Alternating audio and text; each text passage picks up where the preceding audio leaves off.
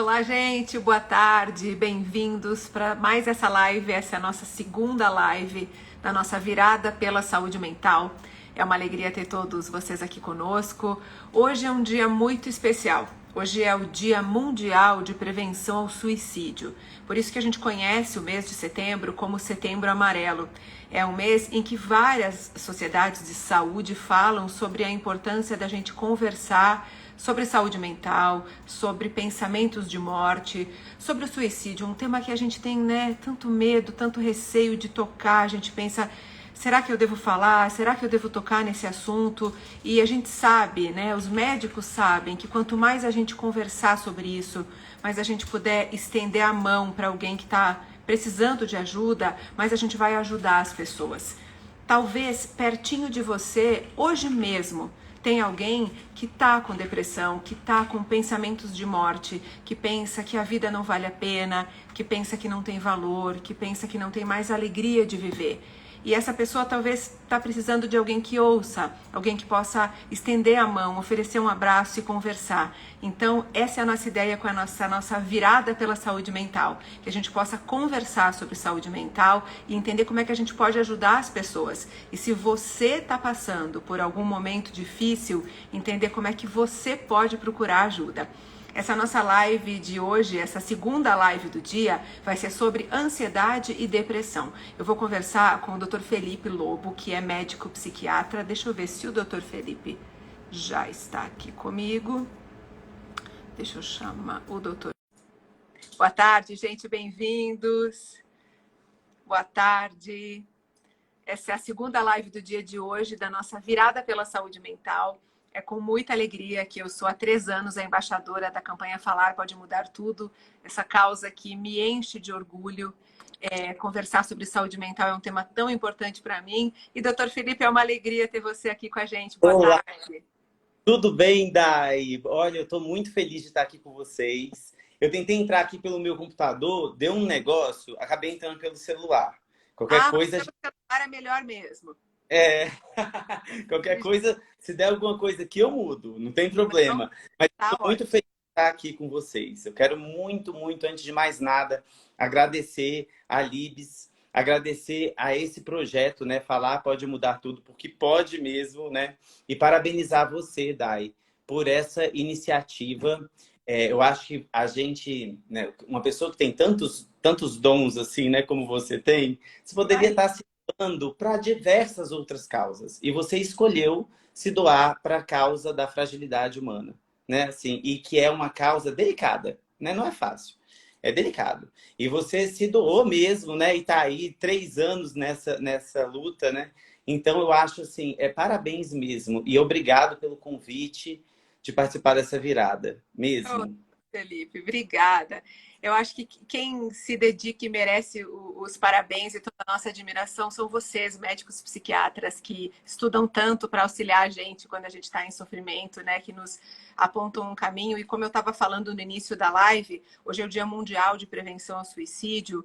Quem já passou por uma depressão, quem já passou por uma dor tão grande, que chegou ao ponto de pensar que a vida não vale mais a pena, sabe a dificuldade que é essa dor, a dificuldade que é, muitas vezes, ter coragem de pedir ajuda. E vocês são esses profissionais que estudam, que entendem, que nos ajudam. Então, parabéns a todos vocês, profissionais da saúde, que trabalham com saúde mental. E o nosso tema de hoje, doutor Felipe, é ansiedade e depressão. A gente escolheu esse tema para essa live porque, infelizmente, muitas pessoas passam por ansiedade, por depressão, acabam tendo pensamentos de fim da vida, de não ter mais vontade de viver. E hoje é um dia muito especial que a gente precisa conversar sobre esse tema. Eu queria que você começasse. Quero avisar as pessoas que a gente vai responder ao vivo as perguntas de vocês. Então, vocês que estão acompanhando a gente, pode mandar aqui no chat, que eu vou ficar acompanhando as perguntas e ao longo da conversa vou falando para o doutor Felipe. Doutor Felipe, você como psiquiatra, você tem uma ampla experiência em vários temas, da fragilidade humana, como você disse, já trabalhou com drogas, com pessoas na Cracolândia, com pessoas com abuso de álcool, nos CAPs. Você tem uma experiência imensa, nesse sofrimento todo e no seu consultório. O senhor acha que a gente está vivendo um momento em que mais pessoas estão ficando ansiosas e depressivas, ou esses números parecem maiores porque pela primeira vez a gente está olhando para isso?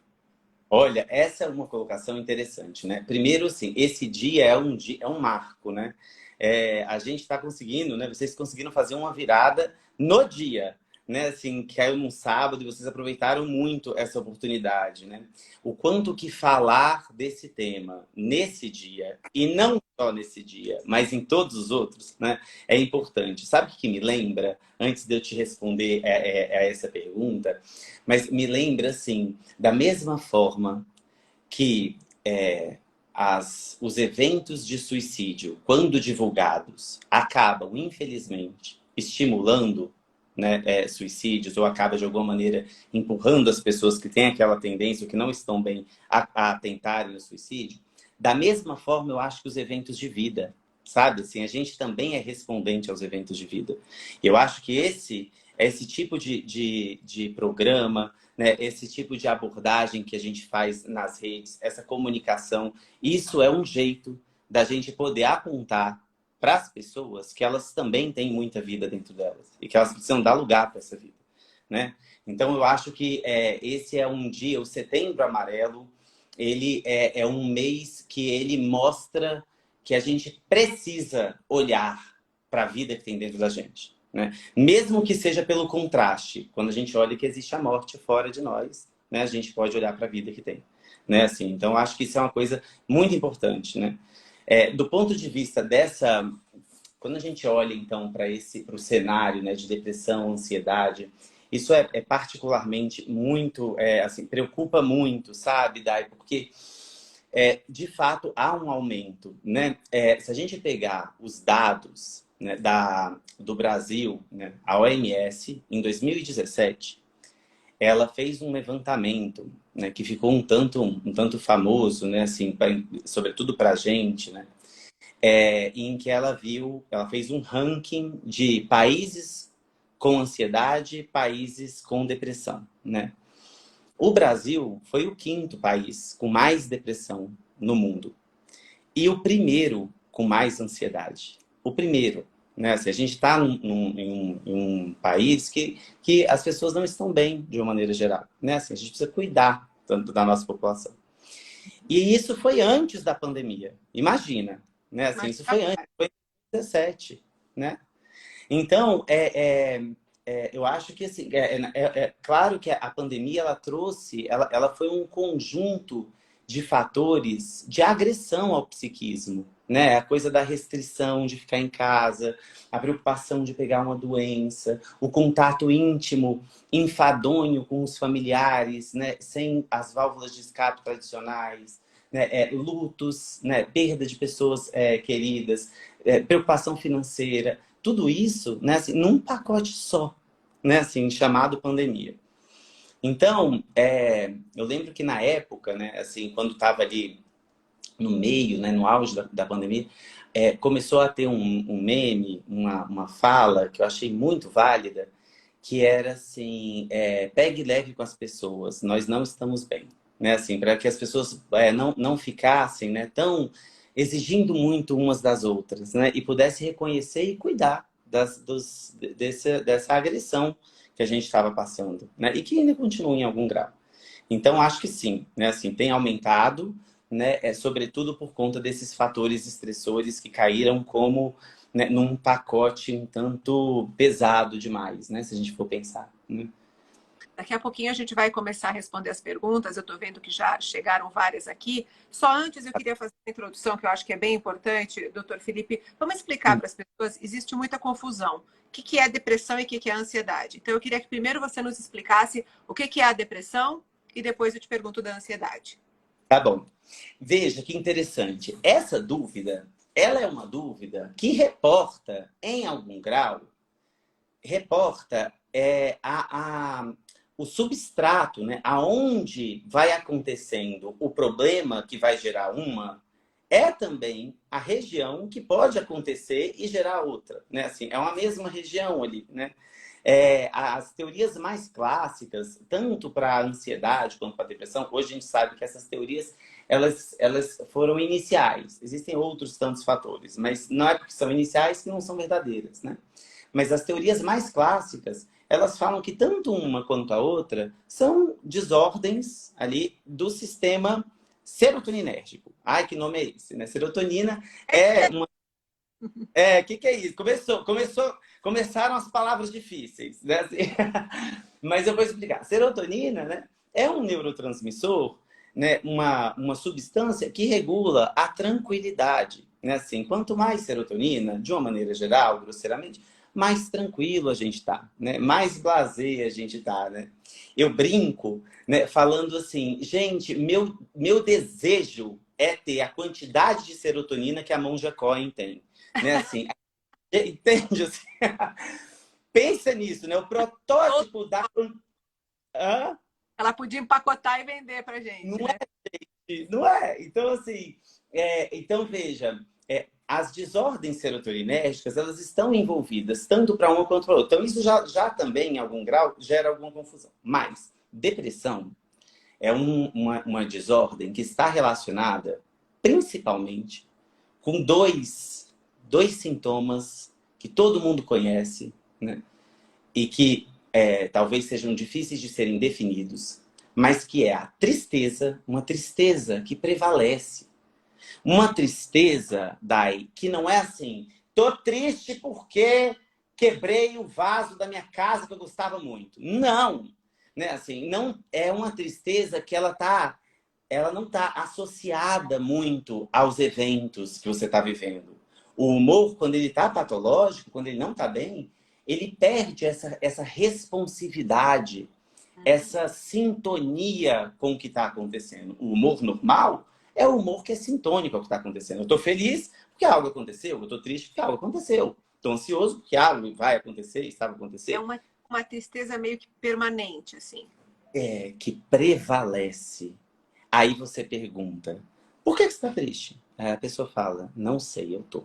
Ela pode, às vezes, até dizer do início. Ah, eu fiquei triste depois que tal coisa ruim aconteceu. Que foi um gatilho, né? Mas isso já tem tempo, mas agora nada mais. Agora não, fui perdendo a capacidade de me felicitar. Então, a tristeza é um dos pilares, e o outro pilar da depressão é a perda do prazer em atividades do dia a dia, né? E o paciente, ele pode ter ou ter outro, né? Ele pode ter os dois, ou ele pode ter só um deles, né? Eu posso não estar me sentindo triste, mas as coisas ficaram sem graça, né? Essa perda da capacidade de responder de forma positiva às coisas, né? Então, isso, e aí, em torno desses sintomas nucleares, podem ter outros, né? Mas esses sintomas, eles são algo que a gente já tende a tentar procurar de cara. Já na ansiedade, né?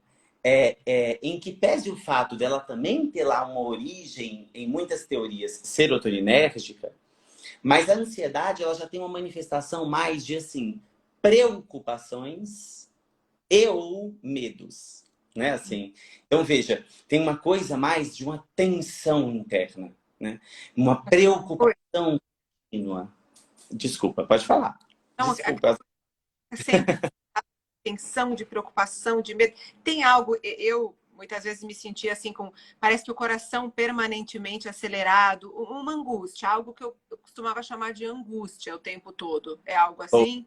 Isso, verdade. Assim, em algumas regiões do país, a angústia se aproxima muito de tristeza.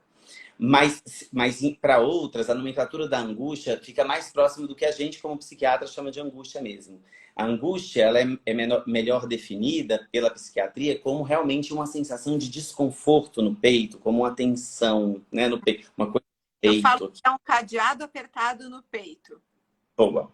É isso, Coisa né? assim, Então, né? essas vivências, né? E que pode mesmo, né, ter um correspondente somático, ou seja, um correspondente no corpo, né? Como coração acelerado, tremor, sudorese de extremidades, né? Assim, uma coisa assim de estar... como que a flor da pele, né? Assim, mas muito em torno dessa preocupação ou de um medo que acomete do nada. né? Então, veja como esses dois polos, né, a depressão e a ansiedade, eles são, por definição, muito angustiantes. Gera muita tristeza. Ou gera, por si só, muito limitantes, né? Assim, atrapalha a vida da pessoa. Né? Assim, ninguém que está muito ansioso, ninguém que está deprimido se sente bem com isso, né? Tem uma pergunta interessante aqui da Sueli. Ela está perguntando assim: o pânico vem depois da ansiedade? Tenho ansiedade generalizada e depressão. Faz 2 anos comecei a ter crises de pânico. Muito medo de morrer. Entendi. Veja, é um ponto interessante, porque quando a gente fala de ansiedade, a gente está falando, então, desses sintomas aqui, né, nucleares. Mas veja, esses sintomas, eles podem se apresentar, né, de uma maneira diversa. Por exemplo, preocupação. Eu posso ter um tipo de ansiedade que fica ali em torno, então, da preocupação e que é uma preocupação constante, de difícil controle, com qualquer coisa. Eu fico preocupado, preocupado, preocupado, preocupado. Né? Se eu vejo que chegou uma conta, ai meu Deus, tem que pagar essa conta. Ai, eu tenho que, né, se alguém me ligou, ai, será que me ligou por quê? Será que aconteceu alguma coisa? Assim, uma preocupação com diversos núcleos da vida. E que a pessoa é assim um tanto constantemente. Isso é o que a gente chama de transtorno de ansiedade generalizada. Preocupações de difícil controle. Com o quê? Tudo, né? Assim, tudo é potencialmente capaz de capturar a pessoa nesse evento, né? Suscitar essa preocupação. Agora, pensa comigo, né? Existem outras manifestações de ansiedade, né? Como, por exemplo, o ataque do pânico. Ataque do pânico é uma outra manifestação, em que, em vez de ser tanto a preocupação como alicerce, é o medo. Do nada vem um medo. Tum! Né, assim. E a pessoa, então, tem ali muitos eventos no corpo, né? Assim, ou sensação de desmaio, taquicardia, né? O aumento da frequência cardíaca, sudorese, tremor. Vem como um avalanche, né? Assim, um medo. E aí ela fala assim, eu fico com medo de enlouquecer ou eu fico com medo de perder, de morrer, né? Assim, e acaba indo para emergências e tal, né?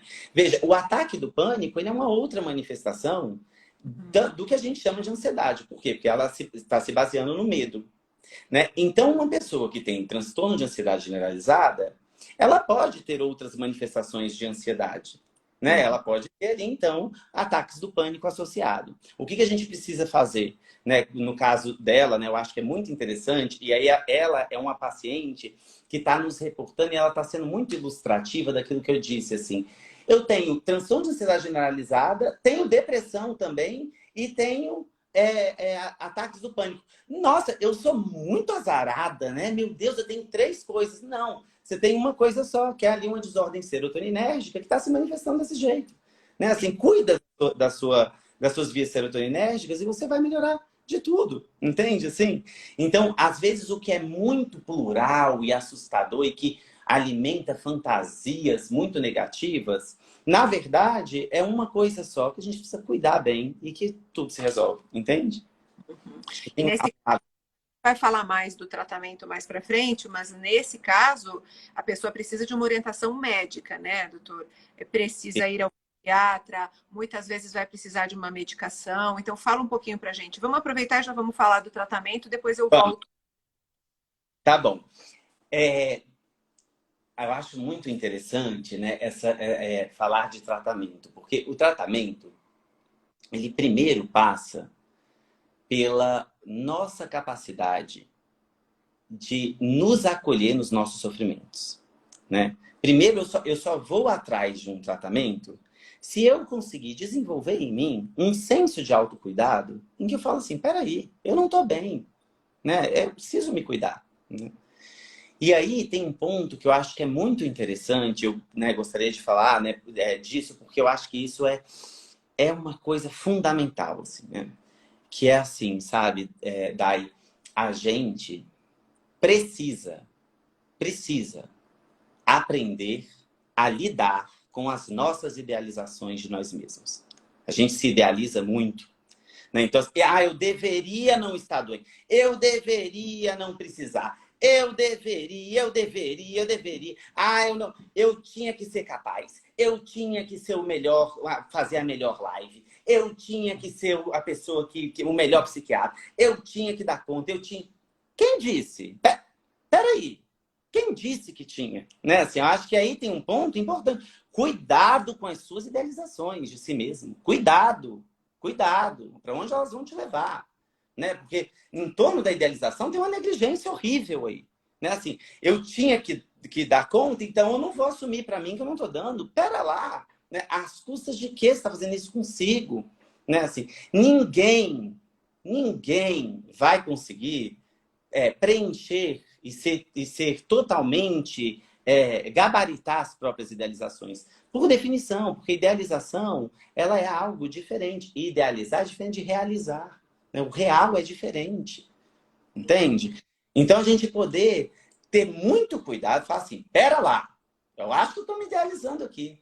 Todo mundo tem suas limitações, todo mundo tem suas dificuldades, e a minha está sendo agora relacionada ao meu humor, e eu vou me cuidar. Entende? Assim, sair dessa coisa que eu deveria, né?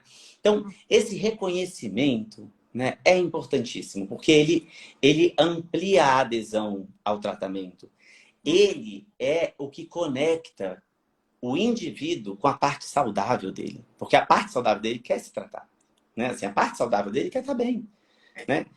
Se você me permite, doutor, a gente fez uma live hoje às horas da manhã e a gente estava falando muito disso, que o meu transtorno não me define, não deveria definir. Você está doente, você, porventura, né, você que está nos assistindo, que está com uma depressão, que está com uma ansiedade, você está doente nesse momento, mas isso não define quem você é, o seu caráter, a sua vida como um todo, tanto que você pode ver, mesmo você com algum grande sofrimento, você continua tendo a sua parte profissional, você é mãe, você tem família, ou se não é mãe, você tem algum sobrinho, você tem outros aspectos da sua vida que continuam funcionando ali. E às vezes, quando a gente adoece, a gente não consegue olhar para isso. Eu sempre falo, doutor Felipe, que em algum momento do meu adoecimento, eu me transformei no meu transtorno. E isso é muito perigoso. Porque aí você não quer fazer o tratamento, você não quer fazer terapia, você não quer tomar o remédio. Então, esse passo é muito importante. Exige da gente. Eu brinco, né, que exige autocuidado, autocompaixão e autorresponsabilidade. Perfeito. Porque quem pode buscar ajuda é a gente. Ninguém pode catar você, te obrigar a ir no médico, na terapia, tomar o remédio se necessário, né? Exato, ou seja, mas aí eu acho que você está conseguindo colocar assim de uma maneira tão clara, né? No sentido assim, é tentador a gente se identificar com as nossas partes. Né? E essa parte que está patológica é nossa também, né? Então, para a gente achar que a gente é essa parte, é um pulo, né? Assim, tá? Né? Mas a questão é que precisa perceber que existem outras diversas partes, né? Assim, eu acho um ponto importante, porque veja aqui, né? Às vezes, né, eu tenho como uma das áreas de atuação, né, os transtornos de personalidade. E transtorno de personalidade, né, deprime muito, tem muita ansiedade, né? O transtorno de personalidade borderline, por exemplo, 96% dos borders tendem a deprimir, 88% tende a ter transtorno de ansiedade, ou seja, é algo que fica muito ali próximo, né? E aí, eu vejo muitas vezes, né, assim, que o paciente, ele precisa, de alguma forma, que alguém perceba que ele tem sim o desejo de se cuidar e de se tratar, mas que ele não está se apropriando desse desejo. Então, por exemplo, vou dar aqui um exemplo muito claro aqui. Provavelmente, e eu espero que sim, né, devem ter pessoas aqui assistindo essa live que estão passando por depressão e ansiedade e que têm o direito de estarem aflitas e falando, eu não quero me tratar, não, né, assim, tá ali, né, presa assim. Mas eu vou te dizer uma coisa. Se ela não quisesse se tratar mesmo, ela estaria aqui? Uma parte dela está querendo ouvir isso. Uma parte dela já está se tratando. Então, se apropria desse desejo. Né? Você está aí. Né? Você está aqui com a gente porque você tem uma parte muito saudável que sabe que ela pode dominar e ela pode se ampliar e ser muito melhor. Né? Assim, então, já está aqui. Né? O paciente vem às vezes na consulta e fala assim, eu não quero mais me tratar, mas ele veio na consulta. Então tem uma parte dele que está sim querendo se tratar, e eu faço essa aposta nessa parte, vamos juntos, sabe? Então, acho muito interessante a gente poder fazer que o paciente perceba a riqueza que tem dentro dele. Porque, eu vou te dizer, se identificar com a parte patológica, é se identificar com uma parte que está desmerecendo o que tem, né? Fala que não tem nada, que a vida é toda ruim, que não tem desejo de nada, tá? Mas essa é uma parte só. Né? Assim, a gente precisa olhar para isso. Né? É muito rico. Né? O ser humano é muito rico nessas dimensões. Uma pessoa muito especial me falou uma coisa que eu nunca mais esqueci. Eu estava contando para ela da dor que eu sentia, foi num momento bem difícil, assim, na minha adolescência. E ela me disse assim, toda vez que vierem esses pensamentos, você vai repetir para si mesma. O meu lugar é na vida, o meu lugar é na vida. E me lembrou muito isso que o senhor está falando agora. Né? A gente precisa, de alguma forma, achar dentro da gente esse lugar que quer viver, que quer se tratar, que quer se curar. E Exato. tem, claro que tem dentro de todos vocês que estão assistindo essa live. Né? Então, Imagina, se eles estão até aqui, né? Se eles chegaram até aqui, eles chegaram por causa dessa parte. Você uhum. entende? É algo que... E a gente precisa, né, mostrar. Veja como, em algum grau aí, né, a gente já está vendo o quanto que a cura, né, ela está na gente. Né? Na gente é lidar com as nossas feridas e as nossas partes patológicas. Vou te dizer, todo mundo tem. Né? Assim, todo mundo tem. Todo mundo. Né? Então, assim, não é. Então, vamos desidealizar ao deveria. Você não deveria nada. Né? Assim, você precisa. O que você pode fazer é ampliar a sua qualidade de vida e o seu senso de autocuidado. E isso vai transformar a sua vida. Né? O doutor Felipe tem mais uma pergunta aqui, da Carla, ela escreveu: há 5 anos eu luto contra todos os sintomas da síndrome do burnout e estou Sim. desacreditada da medicina tradicional. Quais médicos poderiam me ajudar? Ela fala, é como se a fadiga crônica fosse permanente. Isso, eu quis trazer essa pergunta, doutor Felipe, porque eu também recebo muitas mensagens de pessoas que me dizem, eu já faço terapia há não sei quantos anos, eu já tomo remédio, eu não acredito mais que eu possa me curar. O que o senhor diria para esses pacientes, doutor? Entendi. Ó, veja, né, assim, a gente precisa olhar para as questões e pensar muito de uma maneira assim. O fato de eu perceber que eu tenho um quadro de burnout, né? O burnout eu acho interessante porque ele tem um fator externo, né, assim, uma relação em geral. Claro, eu não estou falando da vida desta paciente porque eu não examinei, né? Mas então eu só posso falar de um genérico aqui, né? Mas é uma relação, e os pacientes também que eu já atendi, né? Recentemente, inclusive, eu atendi uma paciente que ela estava numa síndrome de burnout bastante significativa. Ela já fazia tratamento comigo, né, por outras sessões, e ela também estava na síndrome de burnout, né? E aí, o burnout, ele tem um quê de um estabelecimento de uma relação com o trabalho em que essa relação ela é quase muito abusiva com o trabalho. Né? Assim, o trabalho não faz bem ou, né, ou pesa muito ou tira muitas expectativas de crescimento daquela pessoa, fica muito numa coisa rotineira. Tá? E às vezes o tratamento para o burnout, veja, como tratar de saúde mental não é só falar de coisas legais e positivas, né? Assim, às vezes a gente no tratamento, a gente tem que falar para o paciente, olha só, eu sei que às vezes para você esse trabalho pode ser muito importante, mas ele não está te fazendo bem, né? Assim, e aí? Né? Assim, talvez a mudança desse estilo de trabalho possa te fazer bem. Eu vou te dizer uma coisa, né? Se a gente pegar a história da humanidade, Dai, se a gente pegar lá desde quando surgiu o Homo sapiens, tal, essa coisa, né? essa longitudinalidade toda, né? A gente tinha um desenho de vida evolutivo em que não tinha essa pressão. A gente não acordava para trabalhar e dormia para descansar para um novo trabalho. Né? Assim, foram lá 300 mil anos de evolução e nos últimos 300 anos, 400, da Revolução Industrial para cá, a gente pegou esse mesmo sistema biológico e submeteu a estímulos que não são os estímulos evolutivos plausíveis.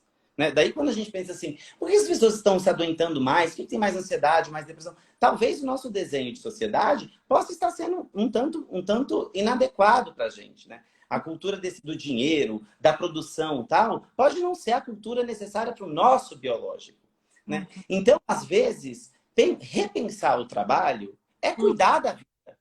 Né? É cuidar da vida. Né? Então, assim, então, o que eu quero dizer com tudo isso? Né? Assim, existem fatores que a gente precisa olhar para eles, por mais incômodos que seja, né? Por mais incômodo que seja olhar para esses fatores e o potencial que eles podem acabar desorganizando em algum grau a nossa vida se a gente mexer neles, mas que a gente precisa entender que talvez eles não estejam nos ajudando. Né? E esses outros fatores determinam a manutenção da doença. Né? Uso de substâncias, relação abusiva no emprego, relações abusivas amorosas, né? A forma como a gente lida com os nossos familiares, a forma como a gente vê e interpreta o mundo. Tem todas essas coisas que a gente precisa, às vezes, reprogramar, né? Porque elas estão mantendo a gente nesse padrão, sabe? Você sabe, doutor Felipe, que eu já escrevi 2 livros sobre esses temas, né? Meu primeiro livro é sobre transtornos alimentares, que foi a dor que eu vivi mais de 20 anos, né? Desde dos 12 anos, né? Que começou. E o outro, Uma Vida Perfeita Não Existe, em que eu falo sobre a idealização da vida perfeita que a gente cria e como é impossível chegar lá. E por isso estaremos sempre infelizes o tempo todo. Vou te mandar os meus livros. Eu quero, mas fotógrafo. Eu quero também. E né, de tratamento, que eu chamo de caminho de cura, eu precisei abandonar vários sonhos e várias idealizações e construir esse caminho aqui, que é o caminho que eu falar de saúde mental nas redes sociais, entrevistar médicos sobre saúde. Esse é o meu caminho. Essa vida me faz feliz. A outra vida que eu tinha me adoecia. Então, me identifico com isso que o senhor trouxe. Em algum momento, a gente precisa tomar decisões muito difíceis na nossa vida, que às vezes vão ser encerrar relacionamentos, encerrar um determinado momento profissional e buscar outras alternativas. Mas é muito difícil, né? A gente precisa de muita coragem, muito... Meu Deus! Então, são mudanças realmente muito difíceis, né? Eu quero só apontar para um ponto assim, que eu acho que, aliás, até te pedido desculpas, até pode soar um pouco invasivo, mas não é a minha intenção. Né? Assim, por exemplo, né? O seu marido, né? Assim, a gente sabe do quanto que ele Gente, ele brilhou no último trabalho que ele fez na Globo. Né? Assim, do Big Brother, tá? Brilhou. Mas, gente, o quanto que tira a gente da cadeira e fala assim, nossa, ele saiu da Globo, né? Assim, não sei se eu podia estar falando de empresas, desculpa. Mas ele saiu... Ou seja, ele pôde perceber, né? Qual motivo que seja, mas que ele falou, gente, é muito bom, muito legal, muito interessante, mas não está cabendo na minha vida por algum motivo, né? Eu sei das questões da questão de saúde que vocês estão passando com a sua filha, tal. Mas veja, né, assim, a gente tem que ter a capacidade, né, de reconhecer, né, assim, que não é porque eu tenho algo bom que eu vou ter que ficar com esse algo bom sempre, porque tem outras coisas boas que o meu psiquismo precisa, que o meu inconsciente precisa, que eu preciso, né, e eu tenho que ter coragem de falar assim, é bom, é ótimo, muito legal, mas, gente, não é mais agora, né? Então, esse modelo que vocês passaram, né? Vocês conseguiram aí, né? Eu acho que as pessoas precisam desses modelos, sabe? Por isso que eu tô apontando isso, sabe? Assim, as pessoas precisam perceber que não são só elas, né? E que mesmo os grandes, né? Os grandes artistas, os grandes jornalistas, os grandes passam por isso, né? Para que elas possam dialogar com as idealizações delas. Agora, a questão de saúde mental do Justin Bieber, né? Se apresentou no Rock in Rio, um show, eu assisti pela televisão e eu ficava muito angustiada, porque eu tinha a impressão que a voz dele não saía, que ele não estava ali, ou que não queria estar.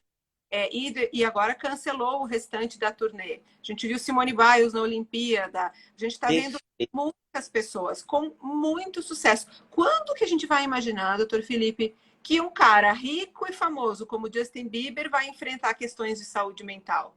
Exato. E se somos humanos, estamos vivos, vamos sofrer, não importa a realidade que pessoa viva, né? Exato, né? Ou seja, é a gente poder ver que compartilhamos de uma mesma essência, que é a essência humana, né?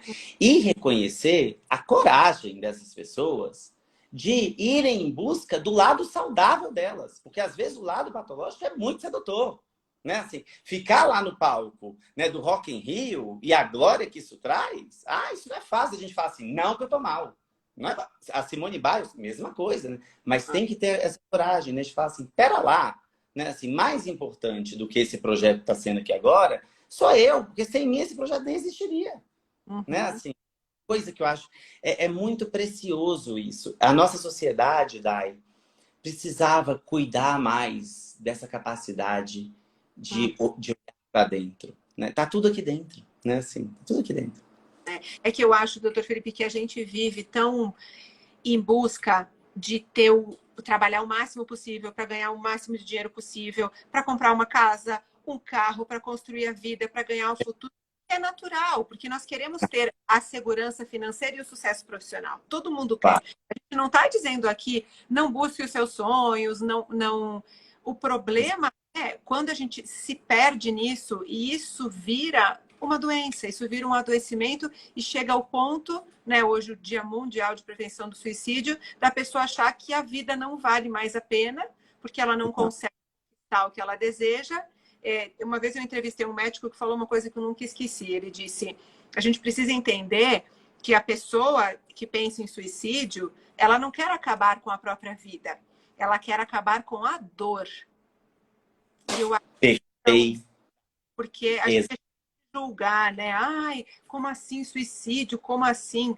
Essa pessoa está desesperada em busca de acabar com uma dor que ela não consegue lidar. E a gente precisa isso, porque pode ter alguém que a gente ama passando por isso, né? Exatamente, exatamente. Essa busca. E aí, veja, né, assim, é próprio do. E eu acho interessante, eu desmistifico um tanto com os meus pacientes, né, essa questão do pensamento de morte e do suicídio, no sentido de que, assim, se você tá triste, e aqui a gente está falando da capacidade que o humor tem de arrastar as vias do pensamento. Ela arrasta. Se eu tô triste, eu vou pensando em coisas tristes. Isso é uma influência do humor nos meus pensamentos, né? Como há uma influência do batimento cardíaco na extremidade do corpo. Né? Se o coração começa a bater menos, a ficar menos, a gente vai ter alterações aqui da extremidade do corpo. Né? As coisas se interligam. E humor e pensamento, humor e conteúdo do pensamento são muito interligados. Um arrasta o outro. Então, estou triste. Você está triste? Estou. E você tem pensado em sumir, em desaparecer, né, assim, eu queria que uma doença me pegasse e acabasse com tudo, ou queria, de repente, ser levado, tal. Tem pensado nisso? Aí o paciente, às vezes, olha, né, e aí ele fica ponderando ali, né, eu assumo ou não assumo, né? É muito ambivalente isso, né, assim. E aí, você poder falar assim, sabe por que eu estou te perguntando isso? Porque é muito esperado, né, assim, se você está muito triste, é esperado mesmo. É um sintoma, né? Não é você, é um sintoma, né? Isso é uma coisa importantíssima. Tinha uma paciente, a gente aprende tanto com paciente. Tinha uma paciente minha que ela falou assim, ela chegou na primeira consulta comigo e aí eu fiz essa pergunta para ela, né? Ela já tinha passado por diversos outros psiquiatras, um quadro que depois, no final das contas, era um erro diagnóstico. Aí a gente achou melhor o diagnóstico dela e ela estabilizou. Mas na primeira consulta, que ela não estava bem, eu perguntei isso para ela. E você tem pensado em se matar, em acabar com a vida, tal, tal? Aí ela me falou uma coisa que eu nunca me esqueci. Que é assim, doutor, eu já tentei muito me matar. Já tentei muito. Mas aí, um dia eu percebi que era só um sintoma. E que não era eu querendo me matar. Eu comecei a poder me descolar desse sentimento e em vez de eu embarcar nesse sentimento, eu falar assim, quero matar, eu poder olhar e falar assim, ei, nossa, tô tão mal que eu tô começando a pensar em me matar. Olha só, preciso cuidar. né? Assim, poder nomear esse sentimento, né? Como um sintoma. Porque quando ela melhorava, ela não pensava mais em se matar. Então não era ela. Era como uma febre.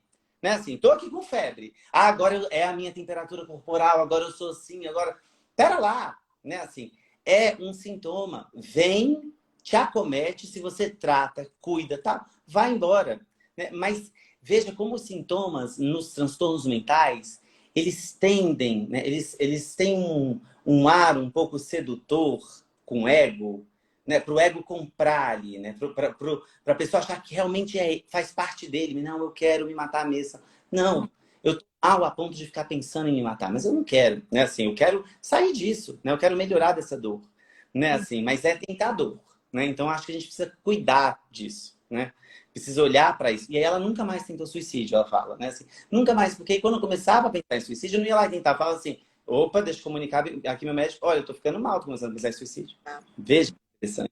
Né? É importante falar, e por isso que eu gosto tanto dessa causa e tenho tanto orgulho de fazer parte desse movimento, porque falar sobre o que a gente está sentindo é muito importante. Nomear. Eu falo muito isso também, doutor. Eu pratico meditação e a gente, nos cursos de meditação que eu sempre fiz, eu sempre aprendi muito isso. A gente precisa aprender a nomear as nossas dores. Nós somos, em geral, como é que fala? Analfabetos emocionais. A gente não sabe direito das nossas emoções, a gente não sabe dar nome para o que a gente está sentindo. E a gente vai ficando cada vez mais sobrecarregado com essas dores. Então, poder procurar um profissional de saúde, um psicólogo, alguém da família, um amigo, e dizer, gente, eu estou sentindo isso, eu estou pensando isso. Porque às vezes a Sim. pessoa vai adoecer sozinha e vai tendo esses pensamentos sozinha, e aí, infelizmente, acaba indo para esse lado muito perigoso, que é não ver mais saída. Não vê mais saída. E você fez lembrar de uma coisa que é do estigma, né? Quando a pessoa, às vezes, ela tá ali batendo a real com ela mesma, né? Ela começa, às vezes, ter que lidar com a questão do estigma. Mas se eu começar a falar que eu não tô bem, né? O quanto que isso vai ser mal visto, o quanto que no emprego as pessoas vão começar a me julgar, enquanto que... E aí a gente, né, eu tenho uma visão com relação ao estigma, sabe? Eu tenho esse, não sei, assim, eu tenho esse, como eu sou psicoterapeuta, né, também, eu acho que a gente precisa olhar para o estigma. Primeiro, né? Estigma é ruim, é condenável, etc, etc. Sim, né? Agora, quando a gente tenta olhar para o estigma enquanto um fenômeno humano, por que que existe a estigmatização? Né? Assim, o que está acontecendo que a estigmatização ela ocorre? Né? E eu tenho uma percepção de que, assim, será que o estigma, ele não é, no fundo, a expressão do quanto que a dor do outro faz que eu olhe para as minhas dores e aí eu quero fugir desse outro que dói. Né? Assim, Tá? Eu acho que tento. A gente falou isso na live hoje de manhã, doutor. Em algum ah, momento, eu tô só nessa live. em algum momento, não sei se foi o Tadeu ou a doutora Alexandrina, falaram que às vezes a pessoa que julga a outra, na verdade, não está aguentando ver ali o reflexo da dor que ela também sente. Exato, né? Você sabe aonde que a gente vê isso? Eu vou te dar um exemplo. Que eu acho esse exemplo tão ilustrativo, né? Eu fiquei pensando, que eu falei, eu queria tanto falar de estigma, eu quero trazer algum exemplo. E eu uso um exemplo que é o seguinte. Veja, estamos aqui, né? Vamos supor que a gente, né, acompanha aqui um grupo, estamos juntos, tá? E uma das pessoas do nosso grupo passa por uma perda, né? Assim, passa ou uma perda, ou então tá muito deprimida, ou então né, passou por algum evento estressor muito inquietante, perda de algum parente e tal. Quando alguém traz essa notícia, fala, gente, vocês estão sabendo que a Cláudia, dá um exemplo, a Cláudia passou por isso, perdeu um parente, ou tá muito mal. A sensação que vai ficar é assim, a gente, eita, e agora? A gente fica um tanto paralisado, tende a ficar um pouco paralisado. Aí a gente fala, será que a gente liga ou não liga? Será que a gente vai... Será que... Ai, não é melhor dar um tempo para ela? Ai, não é... Esse comportamento temeroso que a gente tem diante da dor do outro, né? Nada mais é, em algum grau aí, com, assim, pode acontecer comigo também, né? E eu, como eu não sei lidar comigo com relação a isso, como é que eu vou lidar com ela, meu Deus do céu? Me diz, O que eu vou né? falar? Assim, Como é que eu o vou... que que... Ah, perfeito! O que é que eu vou falar é a expressão, é uma expressão muito forte, né? Dessa coisa assim, eu não sei nem lidar com isso dentro de mim, com essa temática dentro de mim. Então, ai meu Deus, né? Ai, vamos deixando a Cláudia lá. Só que, veja, a Cláudia, ela tá perdendo, vê o que o estigma acaba fazendo, né? O estigma, esse não saber lidar nosso, que alimenta esse estigma, vai deixando a Cláudia mais sozinha ainda, né? Às vezes, é melhor você ir lá e falar, Cláudia, eu nem sei o que falar, mas eu tô aqui. Eu tô aqui, né? Eu vou sustentar, junto com a Cláudia, este momento de vazio, de não saber o que falar, de não saber... Mas eu tô aqui. Eu vou sustentar contigo, né? Como a mãe faz com o bebê que tá chorando. A mãe, ela sabe como é que resolve. O bebê tá doente. O que a mãe faz? Sustenta. Fica ali com o bebê, né? Assim, leva no médico, mas está ali com o bebê. Não sabe. Eu tô aqui. Eu tô aqui. Né? Assim, se você não sabe o que fazer, bebê, eu também não sei, mas a gente está junto. Né? Assim, eu não sei, mas a gente está junto. Entende? Assim, estamos aqui. Né? O quanto que isso, lá na idade inicial nossa, já sustenta a vida do bebê e continua a sustentar também nas idades adultas. Né? Assim, eu não sei o que fazer, mas eu tô ali. Né? Assim, eu tô ali e a gente vai pensar junto, se tiver que pensar junto. Né? E a gente vai descobrir alguma coisa. Né? Agora, o quanto, então veja, o quanto que a tristeza do outro, a dor do outro, ela impõe ao psiquismo uma função especular. É um espelho. Né? Assim, a gente começa a olhar para as nossas questões. Né? Assim, então, uma das coisas que eu acho fundamental, assim, para acabar com o estigma, é a gente estimular que as pessoas aprendam a lidar com suas questões humanas. Né? E isso vai gerar a capacidade de lidar com as questões humanas dos outros. Né? Percebe como é uma coisa complexa, mas é um trabalho que alguém tem que fazer, a gente tem que se mobilizar. Né? E isso daqui, este dia, esta Dayana, né? Este projeto, está se ocupando de... Né? Todos nós temos nossas partes sombrias. Todos nós não sabemos lidar com questões nossas em algum grau, né? Assim, mas espera lá, né? Assim, às vezes é junto com o outro que a gente vai descobrir a lidar, né? Assim, percebe? A gente viveu muito isso, doutor. Nossa, começou um barulho de furadeira aqui na minha casa. Você ouviu, gente? Não sei o que que é, porque é sábado, né? Nem poderia. Desculpa. Exato. Fique tranquilo. Fique tranquilo. Eu me identifiquei muito com isso que você falou, porque quando a gente recebeu o diagnóstico da doença da nossa filha, muitas mensagens a gente recebeu de pessoas dando apoio. E muitas diziam isso: olha, eu não consigo imaginar a dor que você está vivendo, não sei nem o que te escrever, mas eu quero dizer que eu estou aqui. E isso fez muita diferença, muita diferença. E depois, agora faz um ano já do diagnóstico, depois eu venho recebendo mensagens de gente me dizendo: eu não te mandei mensagem na época, porque eu imaginei que você precisasse de um tempo e eu não quis incomodar. Só que eu gostei mais das pessoas que me mandaram mensagem, entendeu? Eu não gostei Exato. das que não mandaram, eu lembro. E eu gosto das que nos acolheram, que me acolheram naquele momento, eu lembro com muito carinho e são pessoas que eu vou levar para a vida toda. Então, esse suporte é muito importante. E às vezes é uma mensagem, uma palavra, e como para o nosso emocional isso é importante, eu acho, doutor, e aí você pode explicar por que isso acontece, a gente precisa se sentir amado, né? A gente precisa se sentir querido, visto. E quando a gente adoece emocionalmente, a gente pensa que a gente não tem valor, que a gente não é importante para ninguém. E isso é uma dor dilacerante, né? Exato. E isso agora veja, né? Quando a gente pensa assim, né? Acho que isso é uma coisa muito, muito legal que você está trazendo. Ontem eu tive uma conversa com uma professora, amiga minha, lá do ambulatório da Unifesp que eu trabalho. Almoçou juntos, tal. E aí ela pegou e me fez uma proposta. Ela falou assim, Felipe, eu acho que estaria na hora de você assumir ali um lado, uma parte do ambulatório, que é uma parte de supervisão de psicoterapia, né? Porque eu faço supervisão da psiquiatria, eu fico na parte mas da supervisão de psicoterapia. Aí eu peguei, olhei e falei assim, ah, não. Né? Assim, ah, não, meu Deus, né? Assim, eu já pensei, não vou conseguir, imagina, fiquei já assim, muito desconcertado. E aí eu falei assim, ai, olha, sabe qual que é meu medo? Falei pra ela, sabe qual que é meu medo? Eu fico com medo de te decepcionar.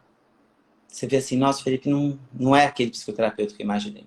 Fico com medo de te decepcionar. E aí ela me falou uma coisa que era a grande verdade. Ela falou assim, não, Felipe, você está com medo de se decepcionar. E aí você está colocando a sua decepção em mim. Né? No meu olhar, esse medo é seu de você acabar decepcionando consigo mesmo.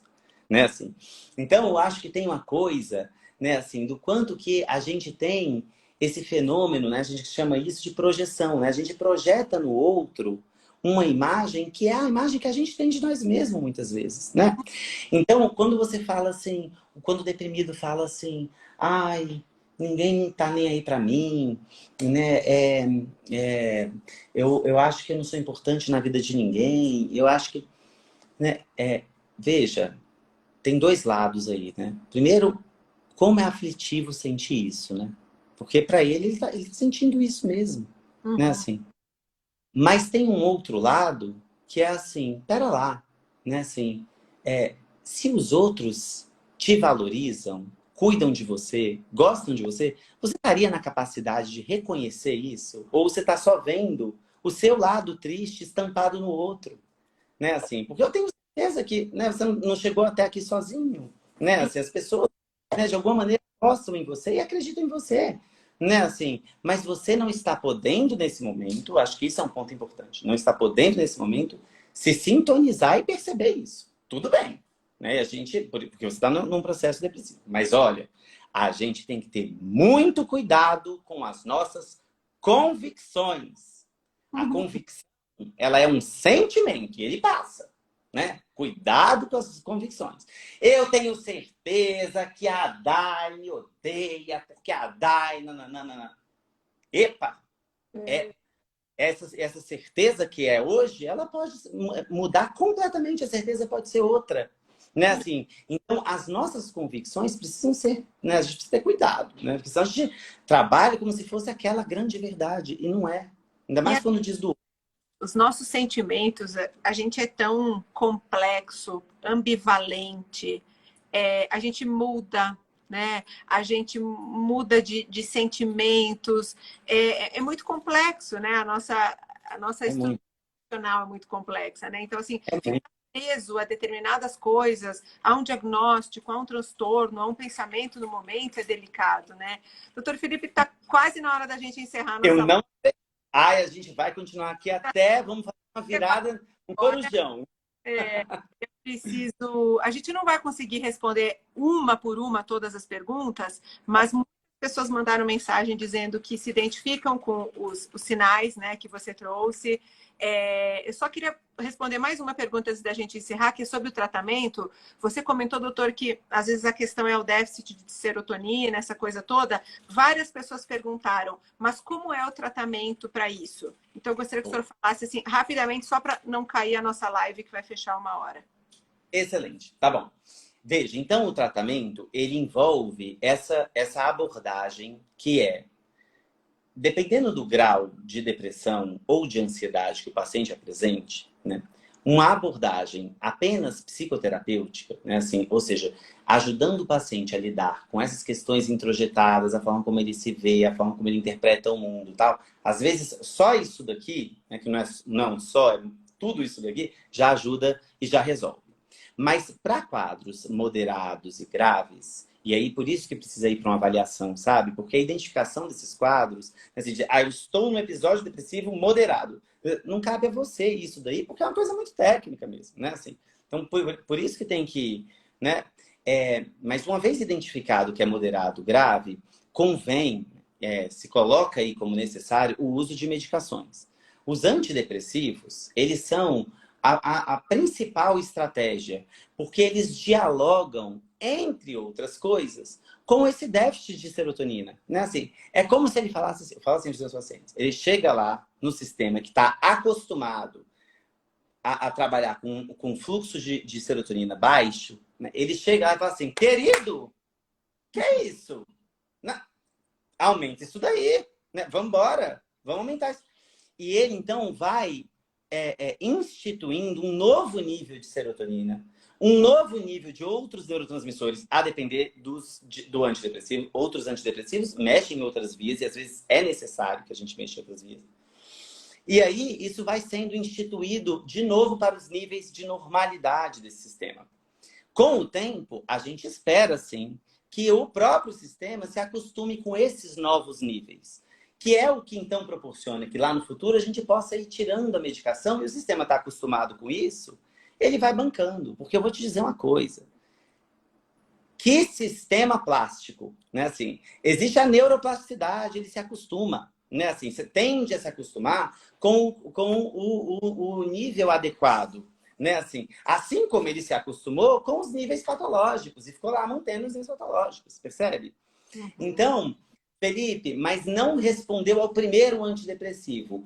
Eu costumo falar uma coisa aqui muito interessante. Mais de 50% dos pacientes vão usar só um antidepressivo e vai dar conta. Mas outros tantos, não. Né? Mas não deu certo no primeiro antidepressivo, eu vou te falar, volte ao psiquiatra. Porque o psiquiatra, o que a gente estuda é assim, o que a gente faz inicialmente. Se não der certo, isso daqui pra gente é importantíssimo, porque está apontando o que pode dar certo, então. Essa coisa de assim, tratei, não funcionou, não volto. Pera lá. Né? A resposta negativa, ela é tão denunciadora da verdade quanto a resposta positiva seria. Volte. Porque a gente precisa ver, então, é aquela apresentação que seria melhor a gente colocar um outro desenho de antidepressivo. Pera lá. Né? E a gente ajusta isso.